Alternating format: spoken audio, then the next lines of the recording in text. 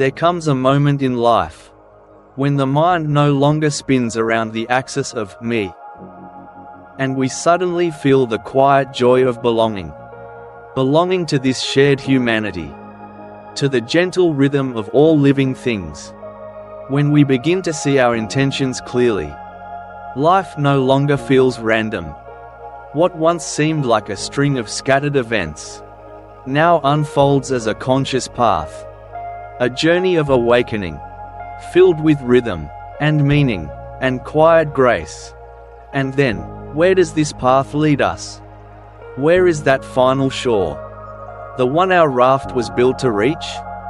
In Buddhist teaching, that destination is called nirvana, a word often misunderstood. Nirvana is not some heavenly realm beyond death, not a faraway place. It is a state of being, right here, in this very moment. It means to extinguish, or more gently, to blow out a flame. But what is extinguished?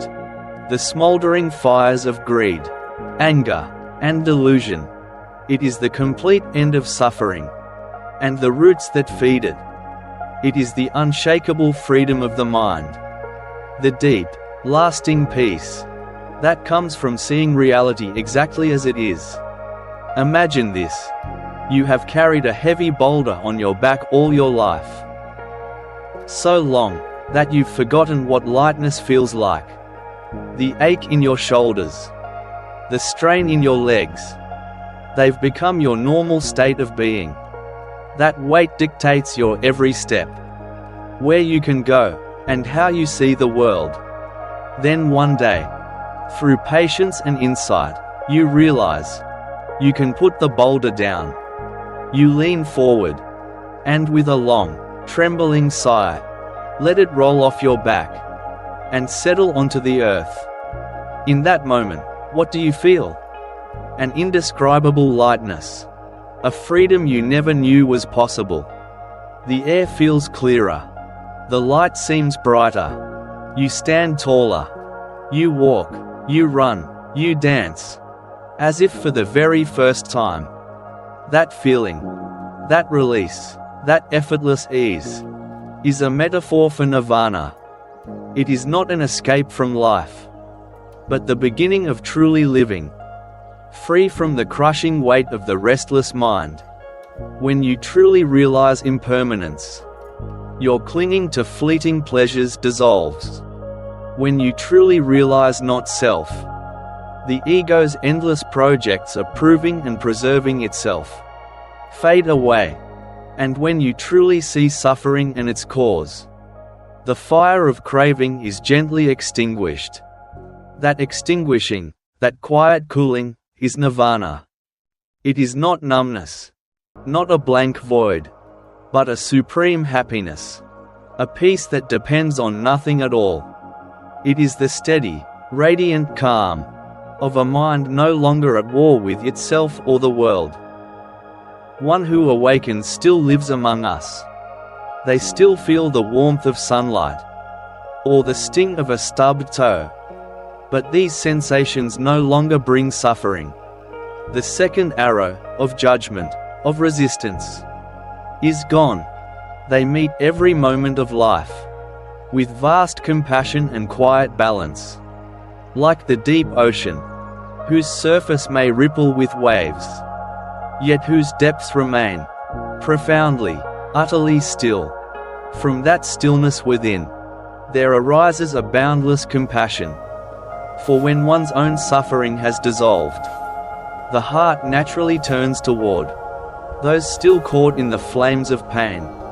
No one can reach nirvana through sheer willpower, just as no one can force a flower to bloom by pulling on its petals. Awakening unfolds naturally when we patiently and tenderly cultivate the path.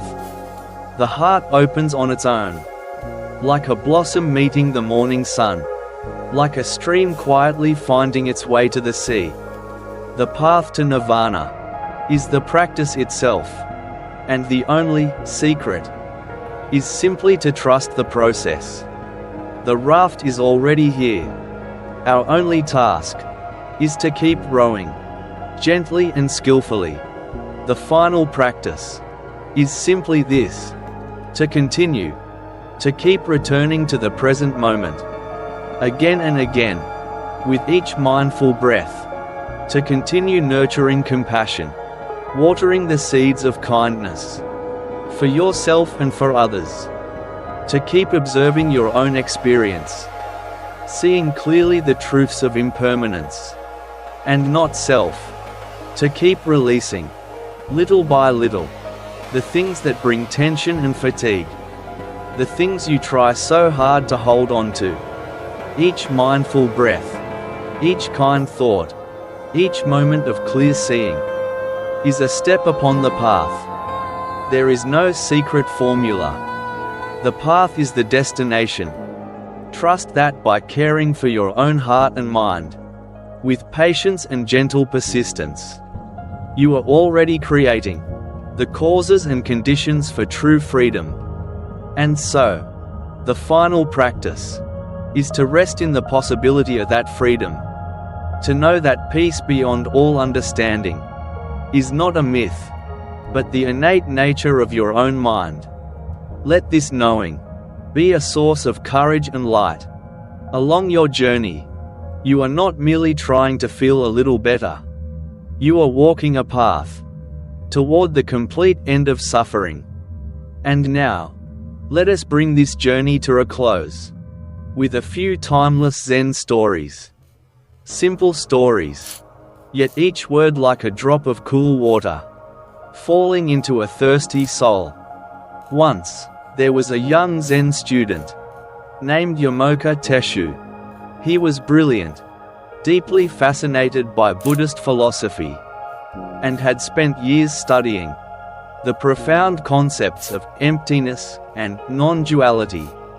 Yamoka believed he had attained a refined understanding of truth, a sign, he thought, of enlightenment.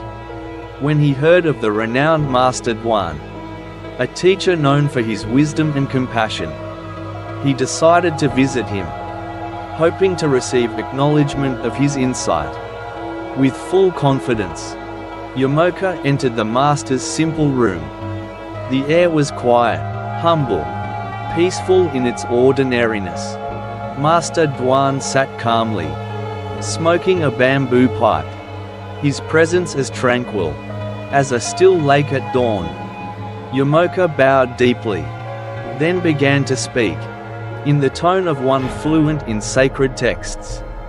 I have come to share with you my understanding of the true nature of reality, as taught by the Buddha.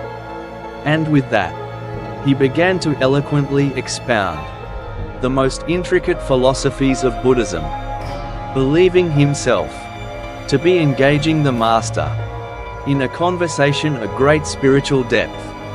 Yamoka sat there, his eyes glowing with confidence in his own understanding. He spoke slowly, deliberately, as if revealing truth itself. The mind, the Buddha, and all sentient beings.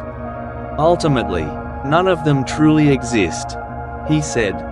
Everything we perceive, everything we experience, when seen deeply, is empty of inherent being.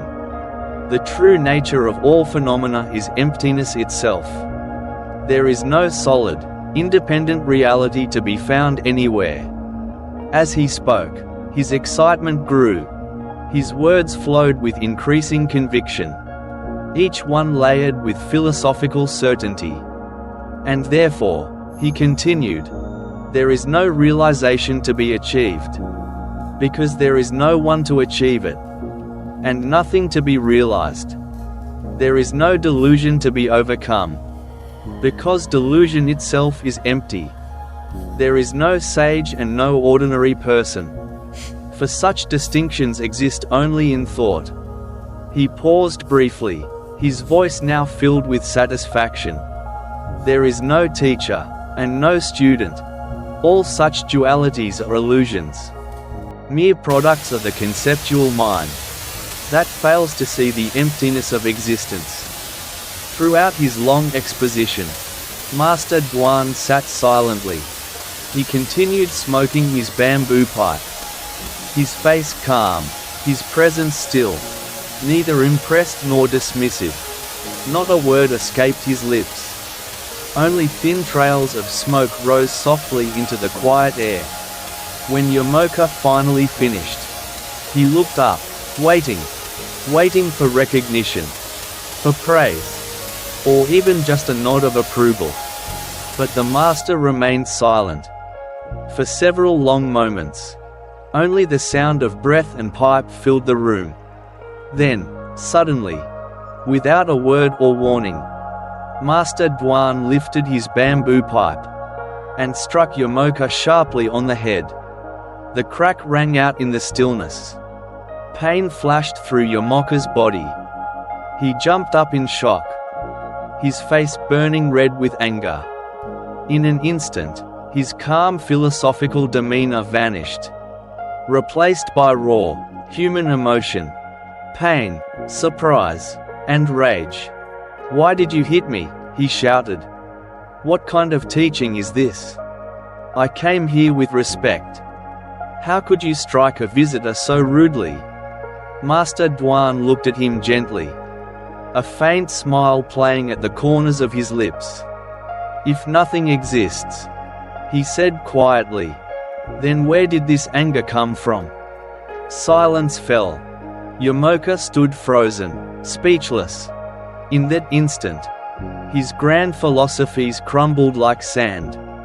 Everything he thought he understood, emptiness, non-self, non-existence, dissolved the moment he came face to face with the direct experience of pain and emotion. His intellect, once sharp and eloquent, was useless before the immediacy of his own mind. And for the first time, he saw how vast the distance was between knowing the truth and living the truth. The Buddha once said, "Do not believe anything simply because you have heard it.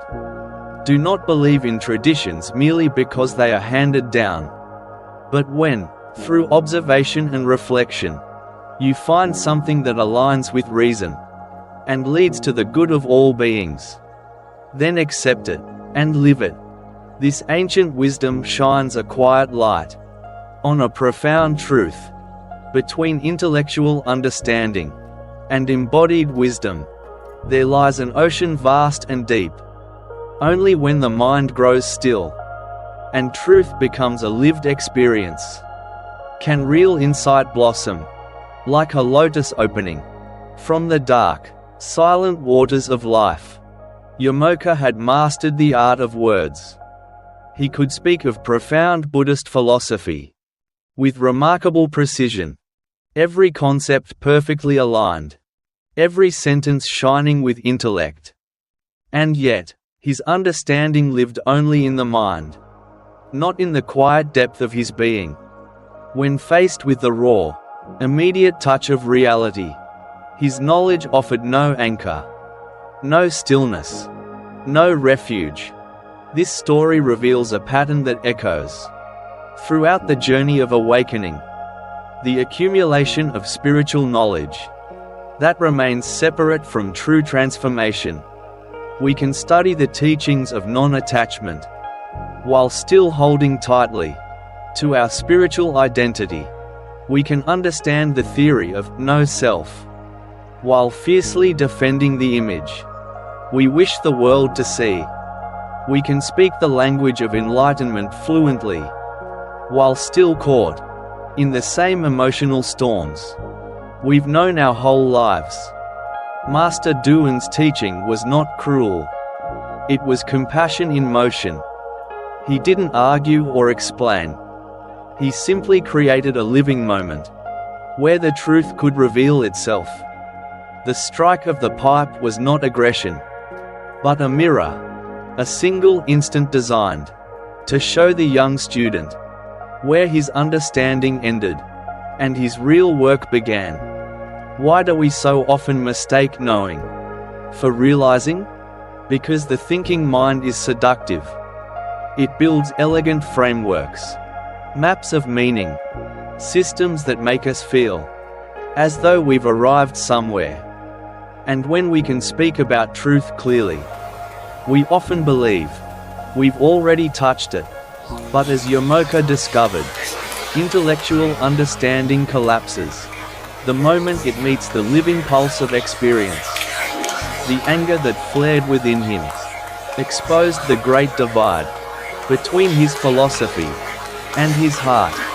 If he had truly realized the emptiness he so eloquently described, no pain, no unexpected blow could have disturbed the still lake of his mind.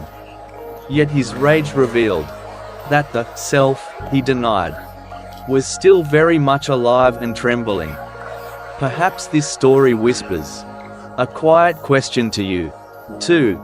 Are there places in your life where your understanding runs ahead of your embodiment? You may understand mindfulness deeply, yet find yourself lost in restless thoughts when life feels uncertain. You may believe in compassion, yet feel irritation rise sharply when someone behaves unkindly. This pattern lives everywhere, not just in spiritual practice, but in the human heart itself. We can study love, yet struggle to communicate gently. We can know what nourishes the body, yet still choose habits that deplete us. The bamboo pipe in this story is more than a stick. It is life itself, testing us in small, unexpected ways. A harsh word that sparks defensiveness, a setback that uncovers our attachments, a disappointment that reveals the gap between our ideals and our reactions. These moments, uncomfortable, unsought, and often humbling, are the true classrooms of awakening. They show us where knowledge ends and where wisdom finally begins to breathe. Zen Buddhism teaches through silence as much as through words.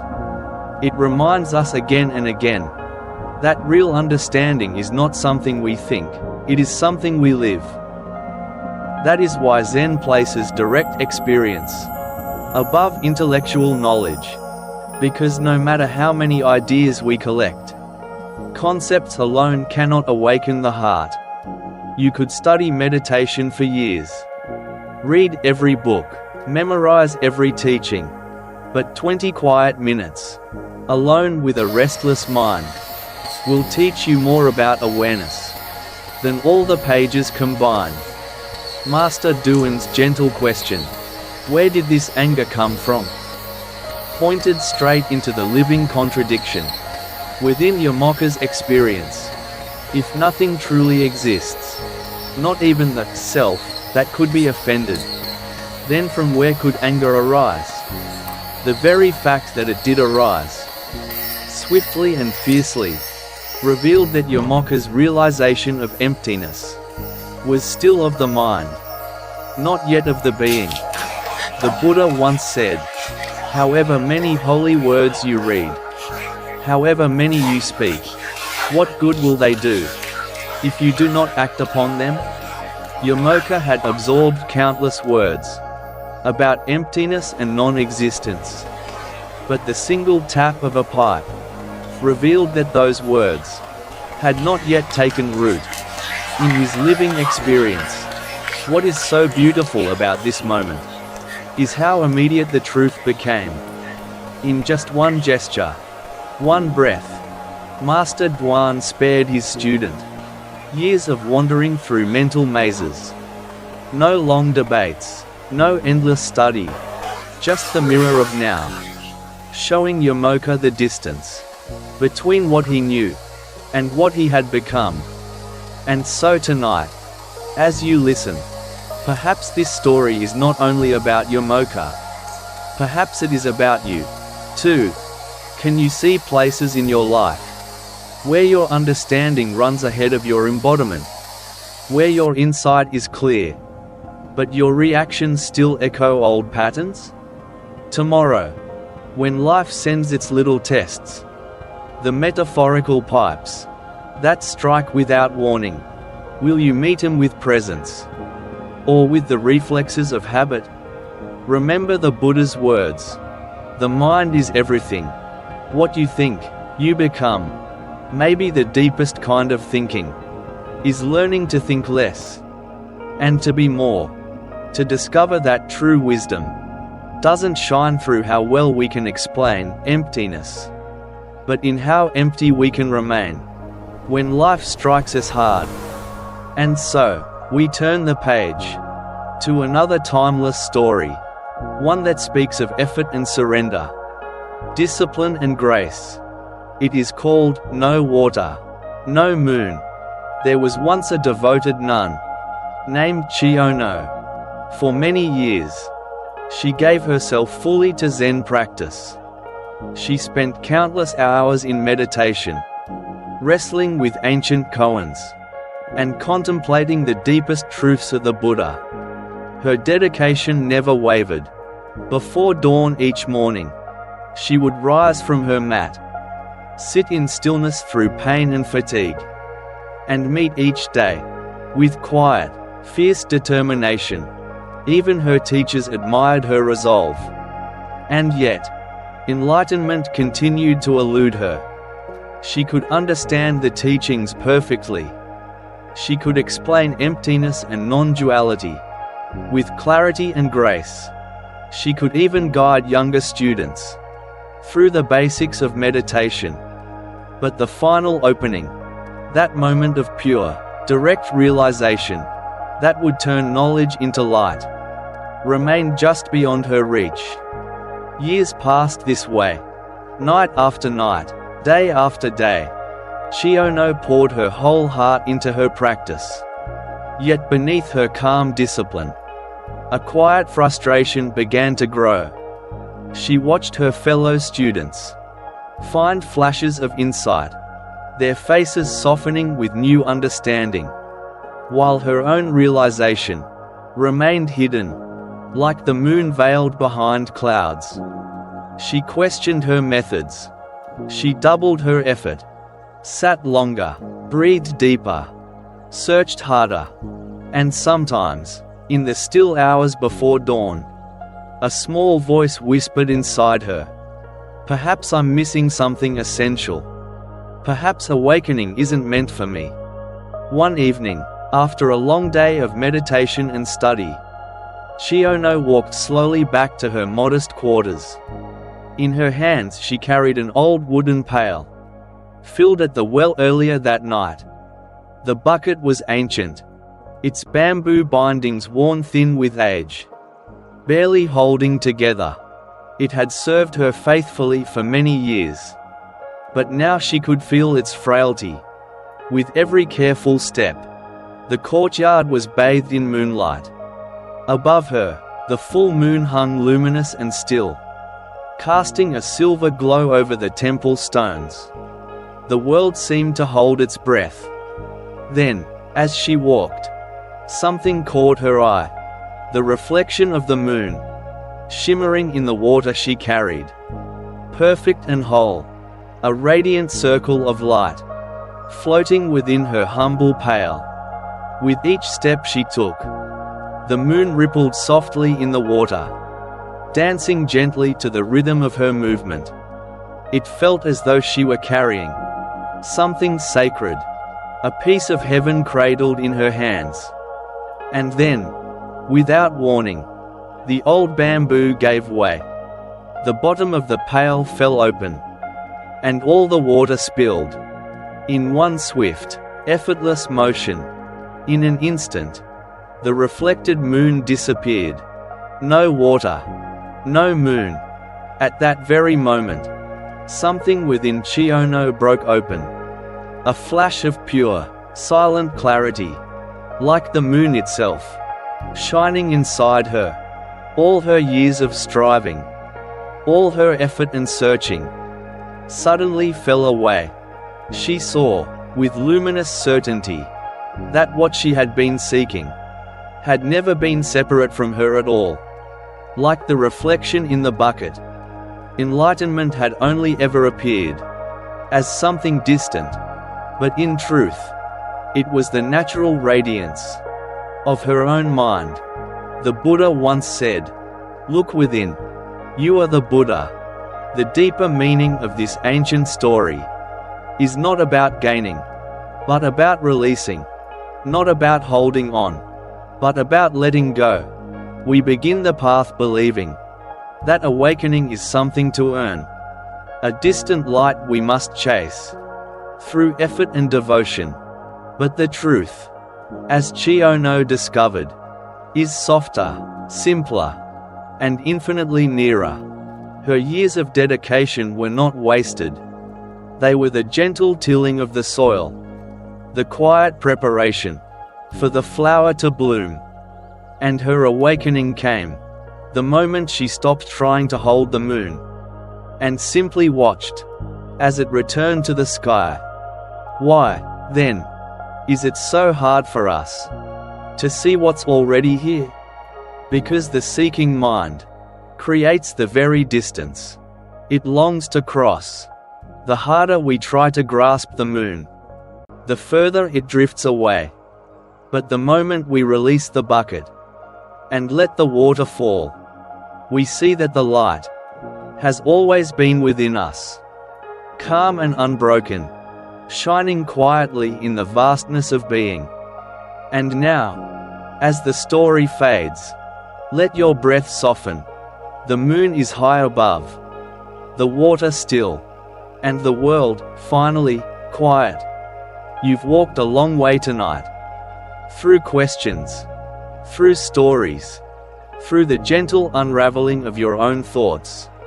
Now, there is nowhere to go, nothing to fix, nothing to seek. All that you have been looking for was never far away. It has been here, inside your breath, inside your heart, all along. So let yourself rest, without trying to be peaceful. Just allow peace to find you. Let go. Breathe. Be held. And as sleep begins to wrap its arms around you, may you drift into the quiet brightness of your own moonlit sky. You know, every time I listen to this story, I feel something shift quietly inside me. Because in a way, we are on a little glacial, spending years trying to hold the moon, trying to get that feeling of peace, of clarity, of being enough. But maybe enlightenment, or even just contentment, was never something to be caught. Maybe it was something that's been with us all along, waiting beneath the noise of effort and expectation. I think about how often we chase after self-improvement, after spiritual progress, after becoming better, and yet, the more we try to become something, the further we drift from what's already true. That image, no water, no moon, to me, is the perfect reminder that we don't need to call the reflection to head of light. When we let go, the truth doesn't disappear.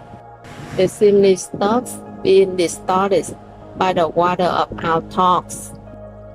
And in everyday life, that lesson is so simple, but so hard to live. We try to control things, fix people, fix ourselves, and in doing so, we spill out our peace. But when we pause, when we breathe, and allow life to be exactly as it is, suddenly everything softens. The moon returns to the sky. So maybe the real practice isn't about becoming awakened. It's about remembering that we already are, already whole, already home. If this story reached something inside you tonight, maybe that's the small beginning of letting go, of resting, not in striving, but in being. And now, as the story fades, let your breath soften. The moon is high above, the water still, and the world, finally, quiet. You've walked a long way tonight. Through questions, through stories, through the gentle unraveling of your own thoughts. Now, there is nowhere to go. Nothing to fix. Nothing to seek. All that you have been looking for was never far away. It has been here, inside your breath, inside your heart, all along. So let yourself rest, without trying to be peaceful. Just allow peace to find you. Let go. Breathe. Be held. And as sleep begins to wrap its arms around you, may you drift into the quiet brightness of your own moonlit sky.